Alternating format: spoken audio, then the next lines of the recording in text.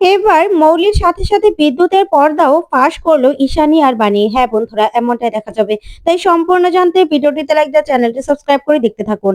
গল্পের শুরুতে দেখা যাবে সাথী বলে, বাণী এখানেও তো বিদ্যুৎকে পেলাম না। তখন বাণী বলে, আমার না সন্দেহ একটা রয়েই গেছে। যেখানে কুয়াশা সেখানে বিদ্যুৎ থাকবেই। আমার মনে হচ্ছে বিদ্যুৎ এখানেই আছে। তাই আমাদেরকে একটু সতর্ক থাকতে হবে আর চোখে চোখে রাখতে হবে। আমার মনে হচ্ছে বিদ্যুৎকে আমরা এখানেই পাবো। তখনই অনিরুদ্ধ বলে, হ্যাঁ, বিদ্যুৎকে তাড়াতাড়ি করে আমাদেরকে খুঁজে বের করতে হবে। প্রিন্সেসকে সুস্থ করতে হলে বিদ্যুৎকে দরকার। ওইদিকে মৌলিকে এসে নকুল বলে, তা বিদ্যুৎ কোথায়? কোথায় বিদ্যুৎ? তখন মৌলি বলে, বিশ্বাস করো আমি জানি না। তখন নকুল বলে, সত্যিটা আমাকে বলে দাও, না হলে কিন্তু আমি আমি কি বলে দেবো সেটা তো জানো। তখন মৌলি আকুতি মিনতি করতে থাকে আর বলে, বিশ্বাস করো আমি জানি না, আমি জানি না বিদ্যুৎ কোথায়। ওইদিকে পিনাকি সবটা দেখতে থাকে, মনে মনে বলে, দাদার সঙ্গে মৌলি কি কথা বলছে। তখন নকুল বলে, তোমাকে বিশ্বাস করব? শোনো, তুমি সত্যিটা বলো কিন্তু। তখন মৌলি হাত জোড় করে বলে, প্লিজ প্লিজ এরকমটা করো না। আমি সত্যি বলছি যে আমি জানি না বিদ্যুৎ কোথায়। আমাকে বিশ্বাস করো। তখন নকুল বলে, আচ্ছা ঠিক আছে বিশ্বাস করলাম, কিন্তু আমি যদি জানতে পারি যে এই বিদ্যুৎকে লুকানোর পিছনে তোমার হাত রয়েছে, তাহলে কিন্তু আমি সব সত্যিটা বলে দেবো। তখনই নকুলের বউ সেখানে আসার এসে বলে, তুমি এই মেয়েটার সঙ্গে কথা বলছো? জানো না এই মেয়েটাকে আমি একদম পছন্দ করি না। চলো এখান থেকে। তখন মৌলি দাঁড়িয়ে আছে। তখন পিনাকি এসে বলে, তুমি দাদার সঙ্গে কি কথা বলছিলে? তখন মৌলি বলে, ড্যাড তুমি এখানে? তখন পিনাকি বলে, হ্যাঁ, আমাকে দেখে এরকম চমকে গেল কেন? কি হয়েছে? কিসের কথা বললা তুমি? বা হাত জোড় করে কি বললে? তখন মৌলি বলে, বিশ্বাস করো ড্যাড, আমি এটাই বলছিলাম তোমার দাদাকে, যে আমি আমি বিদ্যুতের ব্যাপারে কিচ্ছু জানি না। তুমি আমাকে বিশ্বাস করো তো ড্যাড? তখন পিনাকি বলে, হ্যাঁ বিশ্বাস করি, বিশ্বাস করেছি। তখন তো মৌলি খুশি হয়ে যায়। ওইদিকে দেখা যাবে পুলিশ আসে অনিরুদ্ধদের টিফিন সেন্টারটা পুরো খুঁজে দেখতে থাকে কিছু আছে কিনা। তখন সবকিছু ছুঁড়ে ছুটে ফেলতে থাকে। তখন বাণী বলে, এখানে কিছু নেই। তখনই পুলিশ অফিসার রক্তমাখা একটা জামা খুঁজে পায়। তখন সে অফিসার অনিরুদ্ধকে বলে, এটা কি? এটা কি মিস্টার চ্যাটার্জি? তখন বাণী বলে, কালকে যখন এটা খুললাম তখনও তো এটা ছিল না। তখন অনিরুদ্ধ বলে, অফিসার আমাদেরকে কেউ ফাঁসাতে চাইছে, ফাঁসানোর জন্য এসব রেখে গেছে। তখন অফিসার বলে, দেখুন এসব না কোর্টে চলে, আমার কাছে চলবে না। তাই আপনাকে আমি ওয়ার্নিং দিয়ে গেলাম, বিদ্যুৎ ঘোষের যদি কোনো খবর না পাই তাহলে কিন্তু আপনাকে অ্যারেস্ট করতে আমরা বাধ্য হব। এই বলে অফিসার চলে গেলেই আশেপাশে মানুষগুলো নানান কথা শোনাতে থাকে অনিরুদ্ধকে আর বলে, মানুষ দেখলে কি আর চেনা যায়?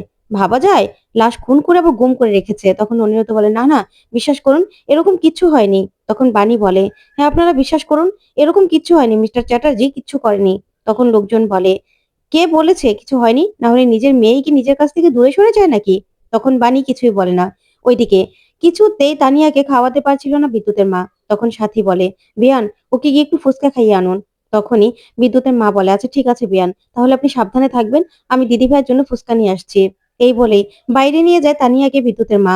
তখন তানিয়াকে দেখেই ফুচকা আনতে গেলেই ওইদিকে বিদ্যুৎ মুখ ঢেকে সেখানে চলে আসে আর তানিয়াকে আইসক্রিম দিতে থাকে। তখন তানিয়া আইসক্রিম না নিলেই বিদ্যুৎ সেই মুখোশটা পরে তানিয়ার সামনে দাঁড়ায় তানিয়াকে ভয় দেখানোর জন্য। তখন তো তানিয়া ভয় পেয়ে যায় আর সেই দিনে দোলের দিনের কথাগুলো ভাবতে থাকে। তখন চিৎকার করে উঠলেই ওইদিকে বিদ্যুৎ সেখান থেকে পালায় আর বিদ্যুতের মা দৌড়ে আসার বলে, দিদি ভাই কি হয়েছে?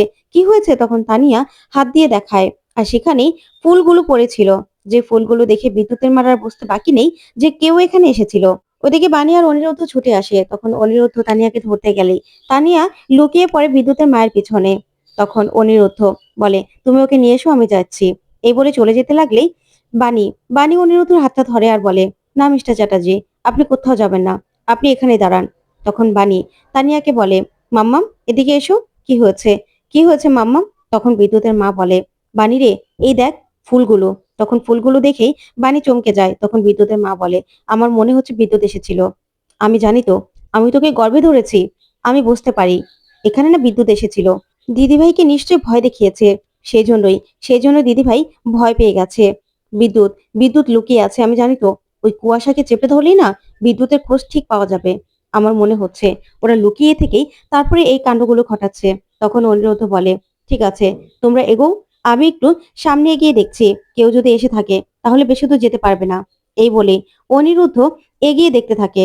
ঠিক তখনই অনিরুদ্ধ একজন আইসক্রিম বিক্রি করতে দেখে মহিলাকে। তখন বলে, দাঁড়ান দাঁড়ান আপনি।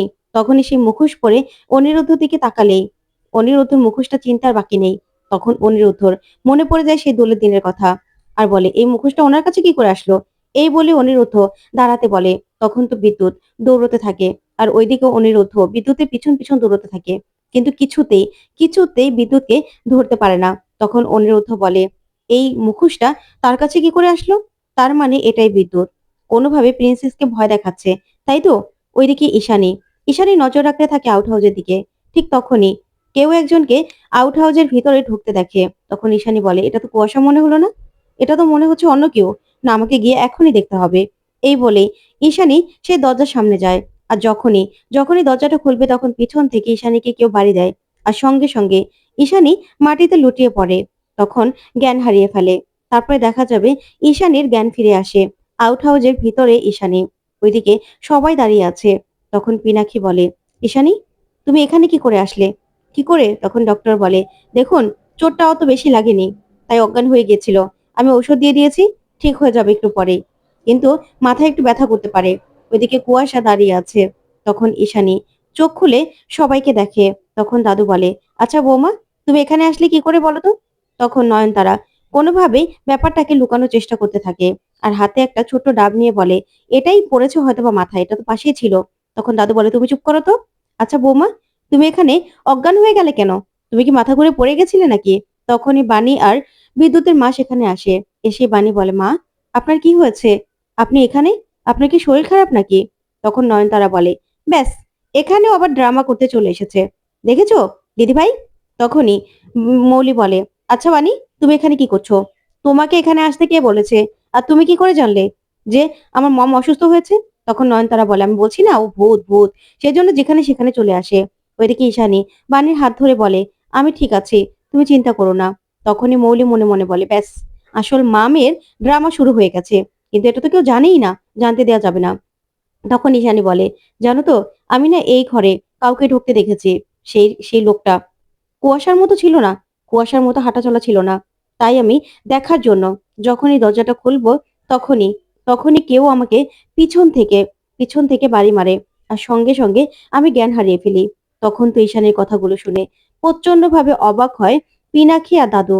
তখন কুয়াশা কুয়াশা ভয় পেয়ে যায়। তখন দাদু বলে কি বলছো বৌমা, তার মানে কেউ তোমাকে আঘাত করেছে পিছন থেকে, তুমি পড়ে যাওনি? তখন ঈশানী বলে না বাবা, আমাকে কেউ পিছন থেকে আঘাত করেছিল, তারপরে আমি জ্ঞান হারিয়ে ফেলি। ওইদিকে মৌলি কুয়াশার দিকে রাগান্বিত ভাবে হয়ে তাকিয়ে থাকে। তখন ঈশানী বলে আমি বুঝতে পারছি এই ঘরে কেউ ছিল। তখন বাণী বলে আপনি চিন্তা করবেন না মা, কে আছে সেটা আমরা খুব তাড়াতাড়ি সত্যিটা খুঁজে বের করব, সত্যি কোনোদিনও চাপা থাকে না। তখনই পিনাক্ষী বলে আচ্ছা কুয়াশা তোমাকে না এই বাড়িতে আমরা আসতে না করেছি, তুমি এই বাড়িতে কেন এসেছো, এই বাড়িতে কেন এসেছো তুমি? তখন কুয়াশা বলে বিশ্বাস করুন আমি এখানে একাই আছি। তখন পিনাক্ষী বলে এই বাড়িতে আর কোনোদিনও তুমি ঢুকবে না।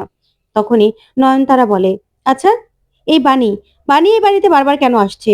তখন দাদু বলে শোনো কুয়াশা, এই বাড়িতে তুমি একদম আসবে না, তোমাকে যেন আর কোনোদিনও আমি এই বাড়িতে না দেখি। তখন এই কথা বললেই ওইদিকে দেখা যাবে ডাক্তারকে বিদায় দিতে যায় দাদু। তারপরেই নয়নতারা মৌলিকে বলে যাও তোমার মায়ের কাছে যাও। তখন মৌলি ঈশানীর কাছে গিয়ে নাটক করতে থাকে আর বলে মম তুমি ঠিক আছো তো? তারপরে পিনাক্ষী এসে ঈশানীকে উঠিয়ে সেখান থেকে চলে যায়। তখন ঈশানী বাণীকে বলে বাণী তুমি যাওয়ার সময় আমার সঙ্গে দেখা করে যাবে। তখন বাণী বলে ঠিক আছে মা। তারপরে কুয়াশাকে চেপে ধরে বিদ্যুতের মা আর বলে বলো বিদ্যুৎ কোথায়? তখন কুয়াশা বলে সেটা আমি কি করে জানবো, এই যে বাণী আর বাণীর নতুন স্বামীকে জিজ্ঞাসা করুন না। তখনই বিদ্যুতের মা বলে একদম বাজে কথা বলবে না, আমি জানি বিদ্যুৎ এখানে আছে। কোথায় আছে বিদ্যুৎ? তোমরা যদি মনে করো তোমরা এই ড্রামা করে অনিরুদ্ধকে ফাঁসিয়ে দেবে সেটা কিন্তু হবে না। তখন কুয়াশা বলে এমনিতে আমার স্বামীকে আমি খুঁজে পাচ্ছি না, বাণী খুন করে গুম করে দিয়েছে আমার স্বামীকে। তখন বাণী বলে একদম বাজে কথা বলবে না কুয়াশা, সত্যিটা না কোনোদিনও চাপা থাকে না, বিদ্যুৎকে তো আমরা খুঁজে বের করবই। তুমি কি ভেবেছো যে বিদ্যুৎকে আমরা খুঁজে পাবো না? তখন কুয়াশা বলে বিদ্যুৎকে খুঁজে পেলে তো ভালোই, আমার স্বামীকে আমি কত খুঁজছি, পাচ্ছি না। তখন বাণী বলে তাই নাকি, ঠিক আছে, সত্যি না কোনোদিনও চাপা থাকবে না, আমরা এসেছিলাম তুমি বলে দিলে ভালো হতো। তখন বিদ্যুতের মা বলে তুমি বলে দিলে তোমার পাপটা একটু কম হতো, কিন্তু বললে না তো, পরে যখন আমরা খুঁজে পাবো তখন কিন্তু তোমার খবর আছে। এই বলে বাণী আর বিদ্যুতের মা সেখান থেকে চলে যায়। তখন মৌলি আসার এসে বলে তোমাদেরকে আমরা এখানে থাকতে দিলাম, খেতে দিলাম, আর তুমি কিনা আমার মাকে আঘাত করলে।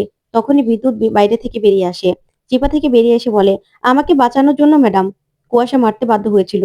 তখনই মৌলি বিদ্যুতের কলার চেপে ধরে আর বলে, তোমাকে এখানে থাকতে দিয়েছি, আর তোমরা কিনা আমার মমকে আঘাত করলে মেরে ফেলতে চাইলে। তখন নয়নতারা বলে, সেটাই তো, কুকুরকে খাওয়ালে পারলেও না এরকম করে না। তখন কুয়াশা বলে, আমি কি করতাম, আর একটু হলেই ম্যাডামের কাছে ধরা পড়ে যেতাম আমরা। তখন বিদ্যুৎ বলে, হ্যাঁ তাই তো, আমি এত কষ্ট করে সবটা গুছিয়ে এনেছি অনিরুদ্ধ টিফিন সেন্টারে, ওই রক্তমাখা জামা কাপড়গুলো রেখে এসেছি। এখন সন্দেহের তীর অনিরুদ্ধের দিকে। এমন সময় যদি আমি ধরা পড়ে যেতাম তাহলে কি হতো?